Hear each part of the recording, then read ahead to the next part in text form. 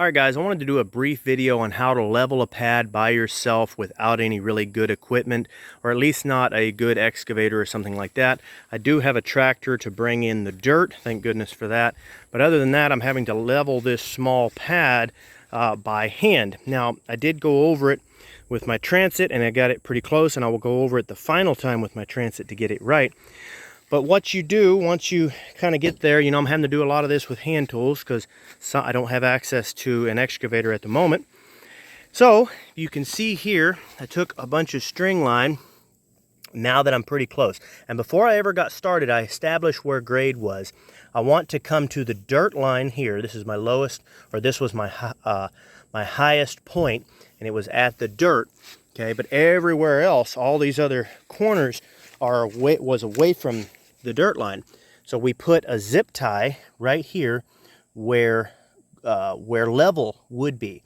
So this represents level with the ground over there. And we did the same thing at all four corners. Okay, so I kind of was able to work off of that and eyeball pretty decently and get all of my dirt in from there. But now that I'm pretty darn close, I've taken some string lines. They're not dead perfect. They're within an eighth of an inch of each other.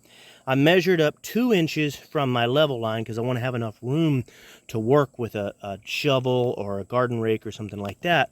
Measured up 2 inches all the way around from my level line. Okay, that's why it's really important to have that level line marked and to not disrupt your post any.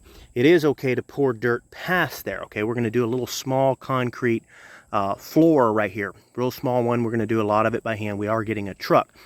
Go to our YouTube channel and check out more videos if you want to see stuff on that stuff. But what we're doing here now is we just take these string lines, we go all the way around, and we make an X pattern right in the middle. You can see the white string there. You can see the orange string here coming all the way around. I come over here. I'm going to come right up here to the middle. You can see here where they're coming together.